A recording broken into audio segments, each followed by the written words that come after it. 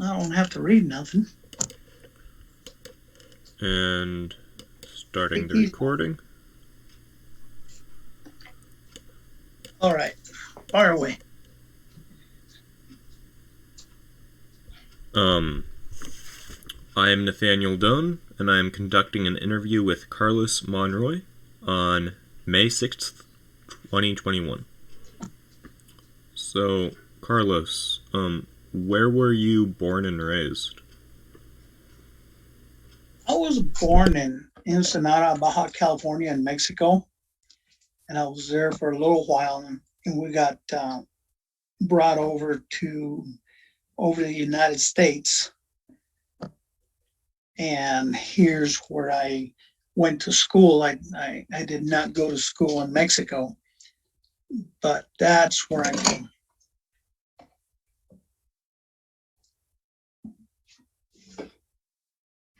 Uh, do you know who the indigenous people of the land where you were born are? Um,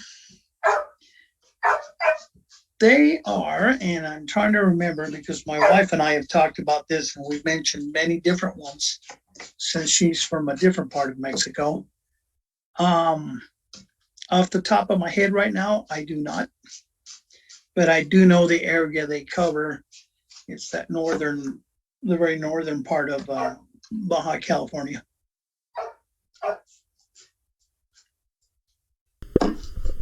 What was it like growing up in your family? Well, had very strict parents, but I remember part of Mexico where things were really rough and financially we were fighting for every penny. But once we came to the United States, obviously things changed. There were still some hard times, but nowhere near as much.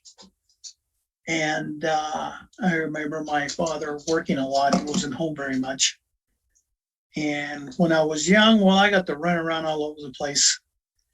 And I started working at a young age, but that was by choice because that's what I was used to. That's what I saw as I was being raised.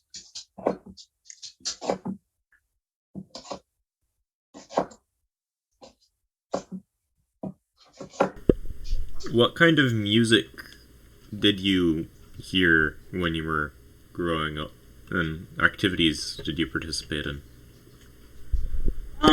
Music, there was a lot of bands from Mexico that I grew up with, and also in the 70s, 60s, and 70s, on into the 80s and 90s, of course.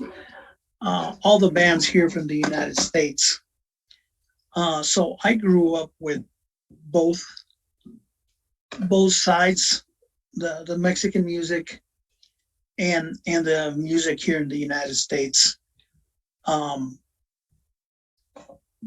we, my cousins and I, we would go out dancing. Myself, I was not a drinker, so I didn't participate in that part. And played sports, football, soccer. I ran track. I ran track in high school. I just used to like to run around a lot. Uh, Went swimming with friends, whether it was in Mexico or here. We went to Mexico quite often, minimum 2 times a year, which was summertime and Christmas time. So I got both sides of the culture, which has helped me out a lot. It was a bit confusing for a little while, but once I began to understand uh, what was going on as far as life went, and I got old enough to understand more things, that really helped a lot in forming who I am.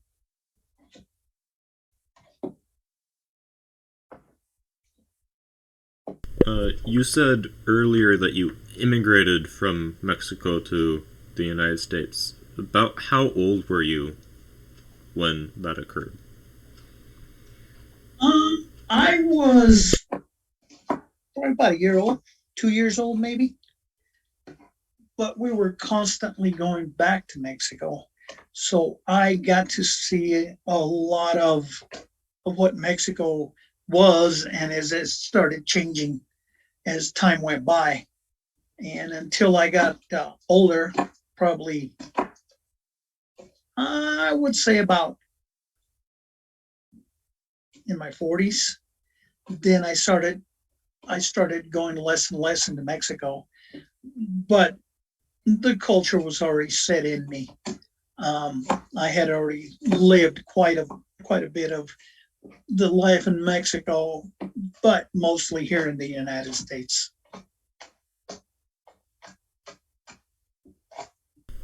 What did your family do in terms of work in Mexico compared to in the United States?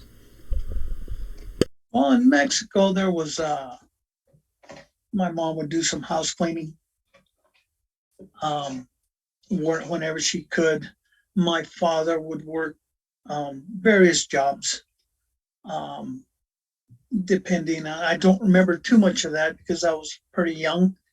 But once we came over here, my father was a laborer out in the fields in agricultural area, and eventually got his own trucks and had his own trucking business, which I joined later as I got older.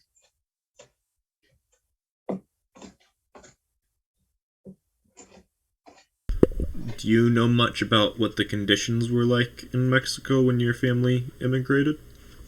Yes, they were very, very tough.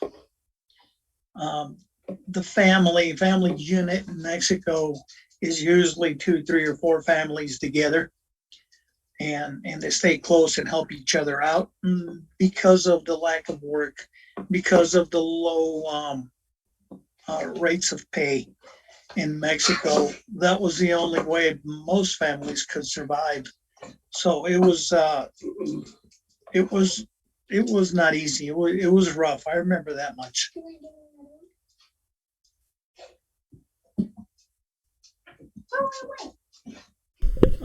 What was your first impression of the United States in comparison to Mexico? That the first impression was it was confusing because I did not know English, so it was a little confusing. But it didn't. I remember it didn't take me very long to learn English. Um, I looked back at that and I realized that the younger you begin to learn a language, the easier it is. And when I first started talking English was in kindergarten. And if I wanted to play with my friends, well, I had to learn it. And I didn't see it as a burden, as something that will hold me back. I just saw it as a challenge. And I done what I had to do to communicate with my friends. And by first grade, I was talking English as good as the next guy next to me.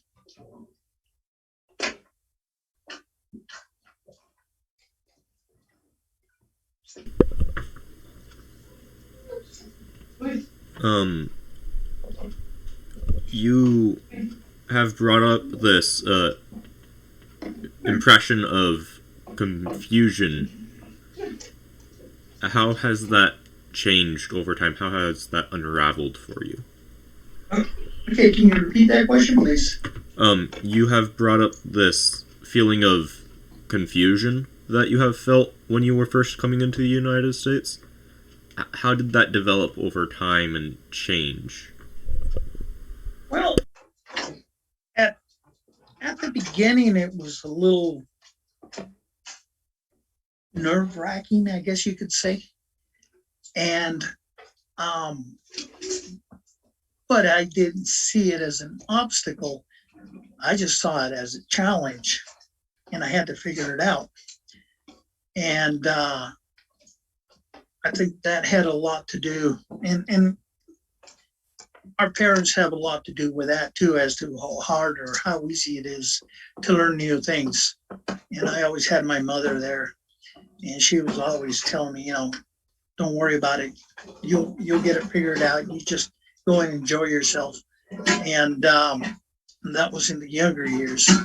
And as I got older, it didn't take very long to get past that because once I was like second or third grade, um, it was all seemed normal to me. Even going to Mexico and playing with my cousins over there. Uh, by that time, it had become just part of life. It was not a strange thing for me anymore.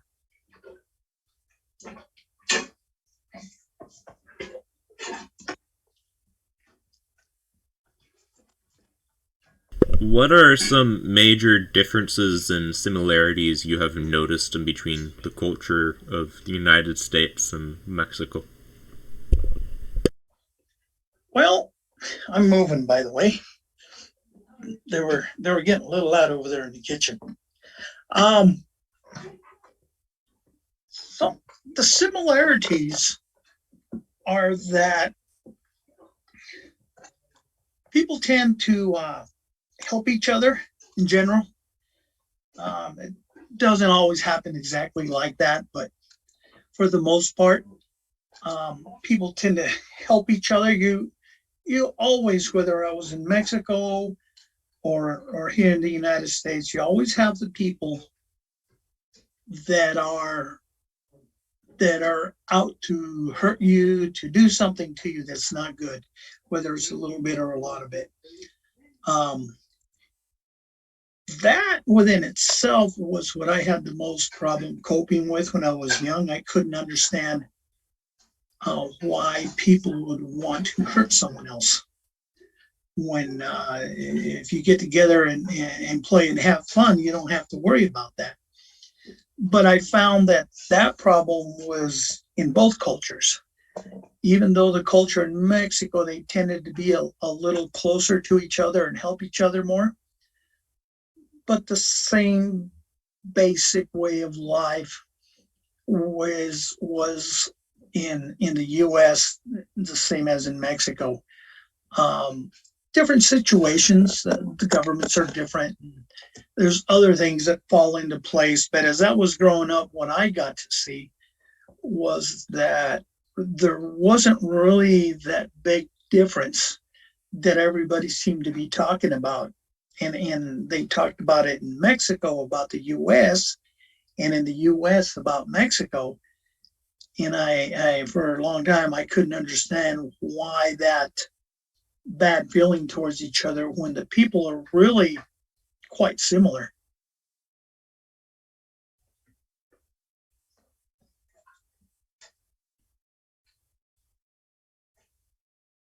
How were you treated when you first arrived in the United States? Um, at the beginning, the first year, people would, even my cousins would make fun of me and poke at me because I didn't understand English too well, and in school was the same thing. Um, and that within itself was a motivation for me to hurry up and learn English, so that that would go away, and it did go away. And the longer you're around people, no matter who they are, um, you begin to get used to each other, and everything seems normal, even the way different ways people think. Um, and there's always a time adjustment period for people to get used to each other. Some people don't want anything to do with it. Some people embrace it. It's just a matter of the different people. There's just so many different types of people, and they see things. Everybody sees things different. And if we could just all calm down and really see who that other person is, it would make such a huge difference. But fortunately, it doesn't always work that way.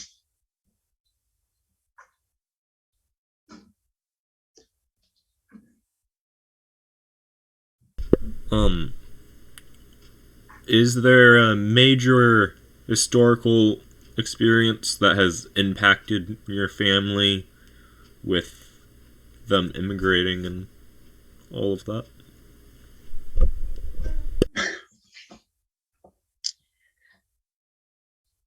The thing that's impacted me the most are these riots that everybody yells about and says that they're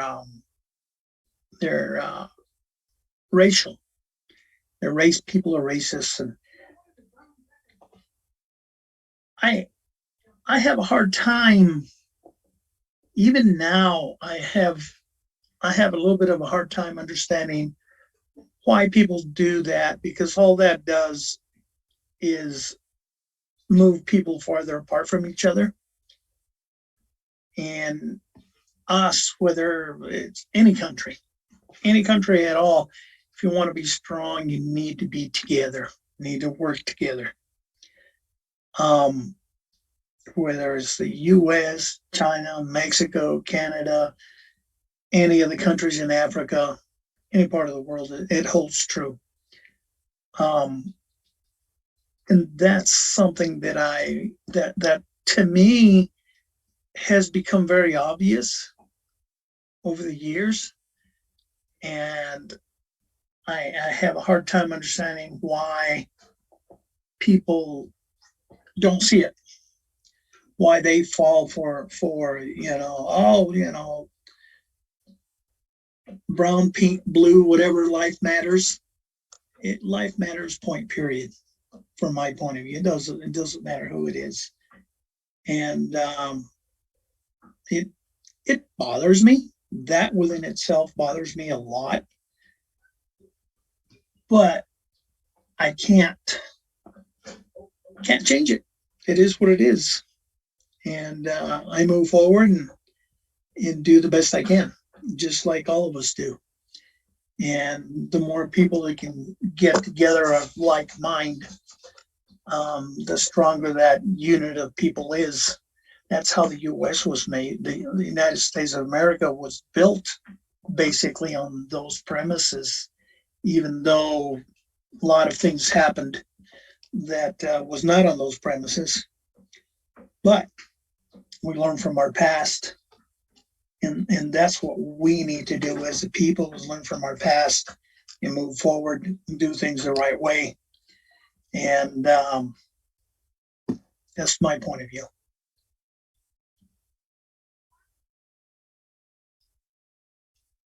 Um, is that point of view a cultural legacy that was passed down to you from family and that sort of thing, or do you feel that that is a self-developed point of view? I think it's both, because this is what I was taught from the beginning, to be kind to people. It doesn't matter what they look like, how they talk, they're still people. They still feel the way I do on this, and especially my mom was really big in that area. And that's what I was brought up with. So that's what I followed. And as the years have gone by, I've seen it to be true more and more every year. And I've got a few years behind me now.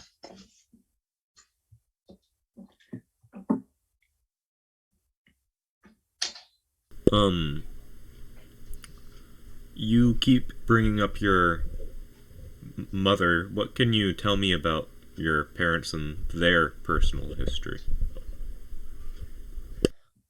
My parents, my mom was the one super parent, shall we say, as far as I'm concerned. Um, she done things for us, took us places, um, taught us things, spanked us when, when we deserved it, and and showed us what love is really about. To an extreme. My father was a lot stricter, a lot less emotional about things, shall we say. And things were done the way he said, and there was no exception to the rule. Um, I I believe that I was probably punished unjustly quite a few times, but I over the years you learn to put that stuff behind you and move forward. Otherwise, uh, the they call the past for a reason. It's behind you. Um, it's important. What's in front of you is what's important. What's behind you is is made you who you are, who we are. But in front of us, we got to be careful where we go in front. There's the big picture. Where do we want to go? Who do we want to be? Um, and that's a big one. That's a real big one. Uh, Speaking of where you want to be, did you have any particular dreams for yourself and your family when you were growing up? And do you still hold those dreams? Yes, yes, and yes. um, Always had a dream of being able to make some crazy amount of money to make sure my parents never, and our brothers and sisters never were in lack of, shall we say. But as time went by, and it's something that, it's the American dream, quote unquote. Um, but really, that American dream is way beyond that. The money part is just something that helps us live um, a little better, a little easier. Um, that love between us is what really um, makes a huge difference. The fact that you want something good for someone else. Um, as time has gone by for me, I have gone from wanting a lot of money so I can give it to whoever I can help to giving them something I've got right now, and that's knowledge that I've acquired over the years. And I talk to people in Spanish and English because, luckily, thanks to my wife, my Spanish has gotten very good. Um, and giving people a little bit of knowledge for them to grow on, and showing them by living the right way what I believe is right. And as we go on through life, we see other people that live a little different than us. And sometimes we like what we see and we'll adopt that little change in a certain area and change the way we live. And I think that right there is the true riches of life, is knowing how to be happy and sharing it. And of course, try not to hurt people, but eventually we hurt someone. That's unavoidable. It may not be on purpose, but we end up hurting people, and that's how we learn. So that's my point of view on that.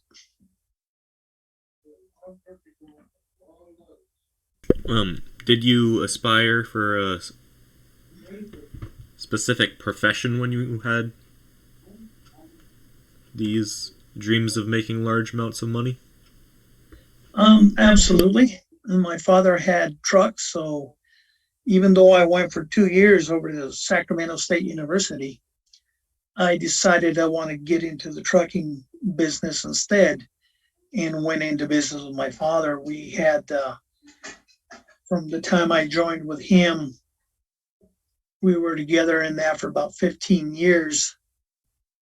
Then he retired, and I stayed in it another 5 or 7 years, something like that, and decided it was time to let it go because I was not spending enough time with with my family, with my kids, and among other things. And I decided to leave it be and continued in the trucking industry.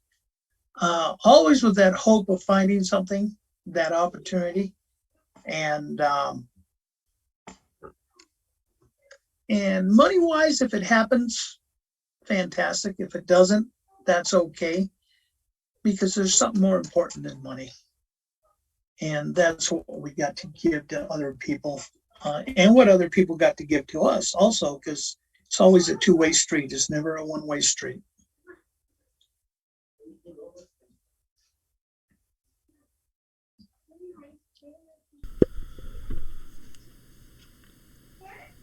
How much of the cultural legacy of specific aspects of the culture of Mexico or the United States do you want to pass on to your children or other people? Um, I pass on as much as I can. Obviously, the culture here from the U.S. is going to be the bigger percentage because I've been here a very large percentage of my lifetime. Um, both sides got good things and bad things, and sometimes the decipher exactly really what's right and what's not. It's not easy, and I would say what I've got to give as a person to anybody else out there is probably a good 70-75% from living here, and the rest would be from Mexico. Uh, that's just a rough estimate, just off the top of my head.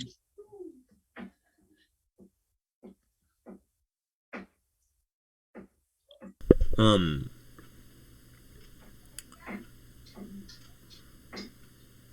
what were your expectations of the United States, and have those expectations been met, or far succeeded, or not met? Expectations. I was pretty young, but still, I was taught that we're going to the United States, and it was going to be kind of like a dreamland, a really cool place to be. We want to be over there. Um, and it wasn't that big. It wasn't that glorious. Um, to me, it was really not much different than Mexico when I was really young because life was playing with friends and relatives, and what I could get away with and what I couldn't, of course, being that young. Um,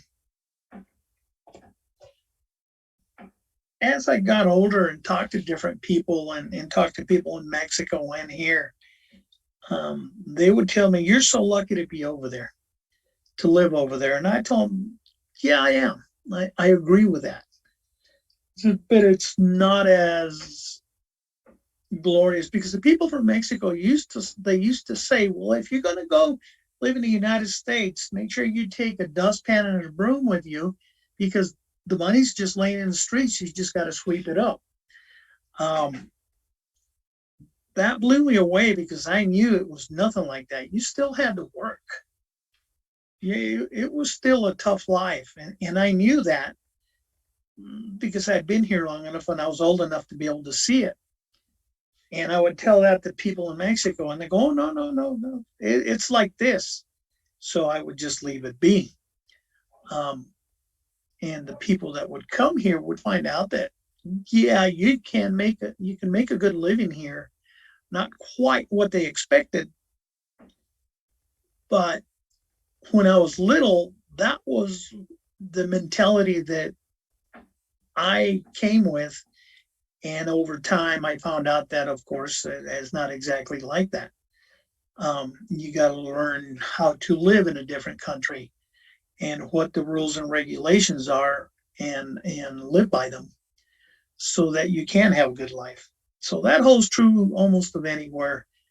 Third world countries, yes, they have it a lot harder than we do, but it builds one heck of a character.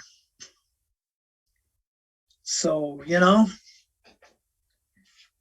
there's balances.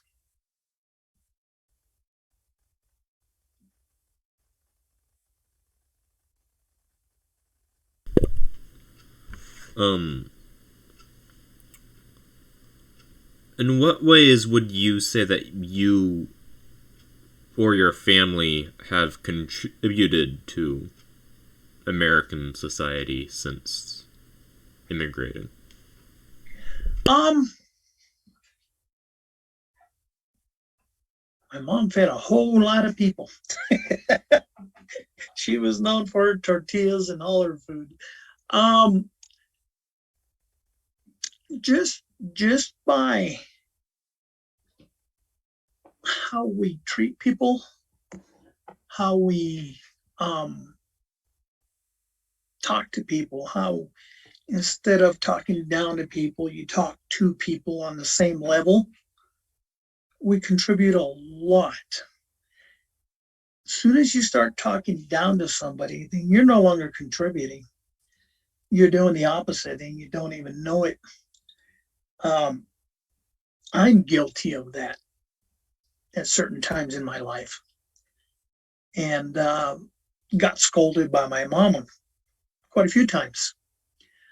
Um, and it's our contributions are how you live your life, how you walk that walk of life is the best way to teach somebody. Not so much by what comes out of our mouth, but by what we do, how we feel, how we treat people. That is the biggest teaching tool that exists anywhere in the world. And that was part of what made the United States the big, strong country it's become. And things are changing, given, but that holds true in any country, anywhere, as far as I can see. Um, you seem to be a very hopeful person. Growing up, who or what was a large uh, inspiration or hope for you in your everyday life? That would be my grandparents and my parents. Those were my superheroes. Even though I got spanked and got scolded and got, what do you call it? Not put in the corner. We didn't get put in the corner. We got grounded. There we go. Um, but as you get older, you look back and you go like, yeah, I deserved it. All right. And but they were the ones that gave me that hope, that want to live, that want to do things right. Um, those would be the main people in my life, along with everybody else. There's good and bad out there everywhere, and you learn from both sides. It's an old saying is not what happens to you in life that's important. It's what you do with what happens to you. And I've come to really believe in that now. Excuse me.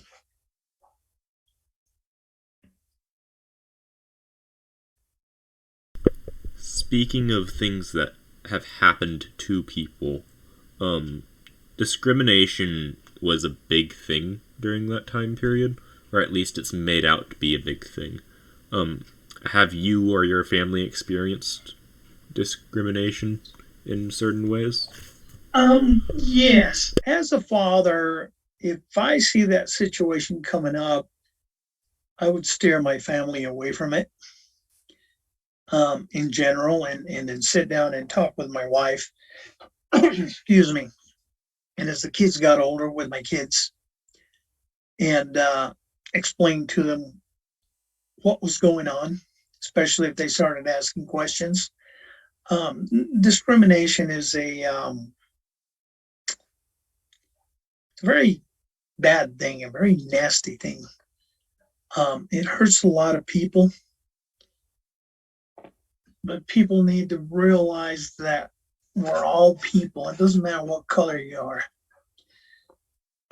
Because if I say, well, I'm Mexican, and because I'm Mexican, blah, blah, blah, blah, blah, I just became the person that most discriminates against me because I'm putting that barrier up. Now, if I come in and say, well, I look at it this way because of this and that, blah, blah, everybody already knows who I am, or most people know who I am, where I come from. And as long as I don't put that first, it tends to have a lot more positive effect than pulling the that discrimination card. Because the moment we talk about whether it's a black talking about black, a Chinese talking about Chinese, a Mexican talking about Mexican, whoever it is, if if that could be eliminated, I believe that would change things drastically. And myself, I would love to see that,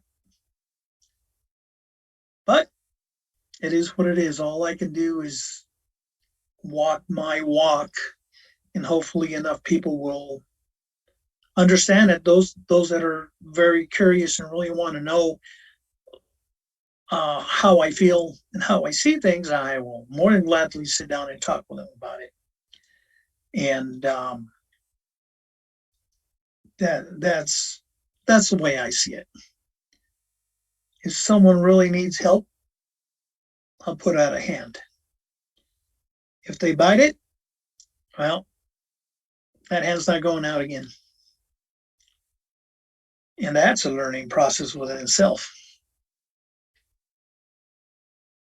So that's the way I see it. How have you been during this pandemic of COVID-19? Whew, you hit a very interesting subject. COVID-19. Well, let's start with this. And it came out on the news, and it was said, and I only saw it one time, I never saw it again. COVID-19 is not a natural occurring virus. Now, what does that mean? That means it was created.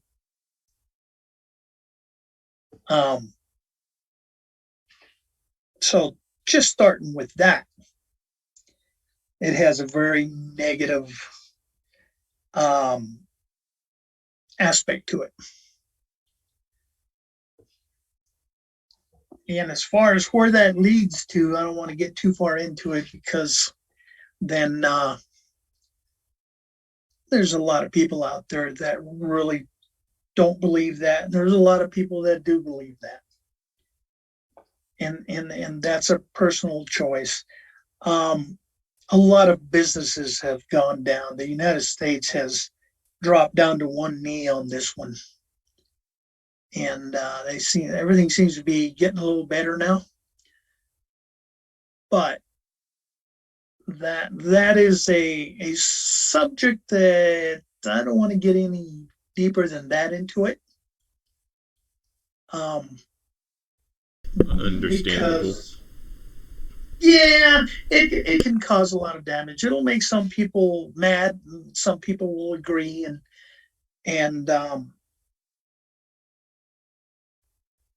we'll see what happens. That's all we can do. We can just move forward and take a step at a time. That's a very opinionated topic. Yes, it is.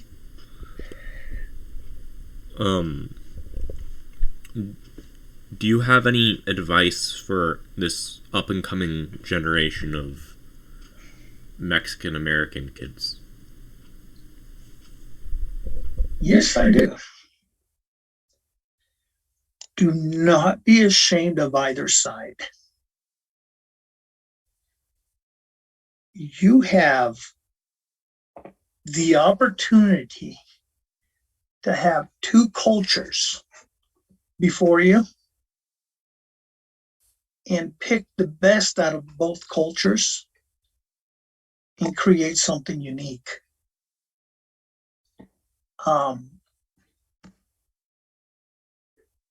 What's right is right and what's wrong is wrong. And it doesn't matter what country we're in.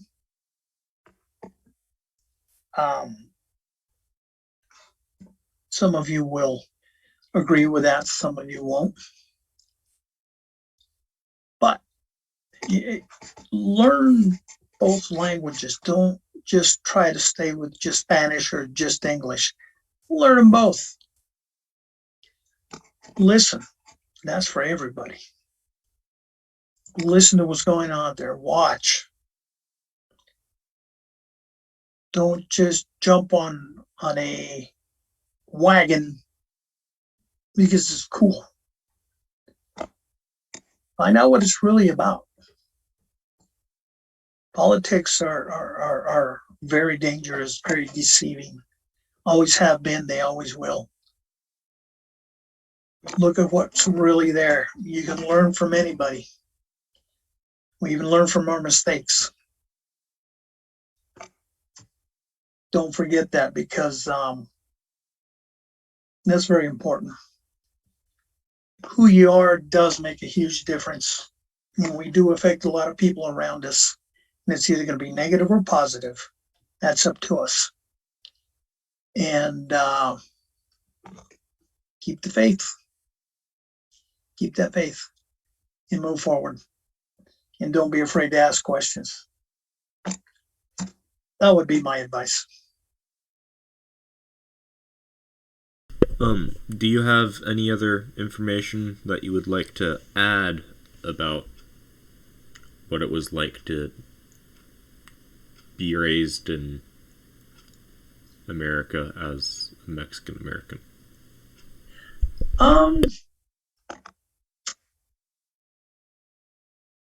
not going to tell you that it was easy because it wasn't. Just growing up in itself is not an easy chore. And when you've got two cultures together to combine like that makes it tougher. But at the end of anything, of anything you're trying to accomplish in life, it's getting to the end and realizing what it's really all about. The trip, getting there, and when I say getting there, at my age, at right about 65. No, I'm right at 65 now that I think about it. I look back and it's the trip, the road to get there is what was really so beautiful, even though I thought it wasn't. I went through a lot of hurt and a lot of pain through it. But in reality, it's what's made me stronger, wiser, and people have helped me. A lot of people have helped me. I have helped people, and it's a two-way street. You give and you get. And once you get up there in age, you'll realize that the beautiful part of all this is the road getting there. Once you're there, yeah, it's nice. Not always nice for everybody, but for the most part. But the real beauty is that time it took to get to where you're at. And don't try and get there too fast, because then you'll miss things. Enjoy it. That's what I think about that.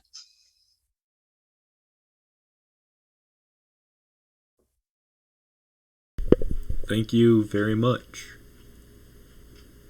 You're welcome. I have enjoyed this interview. I'm glad.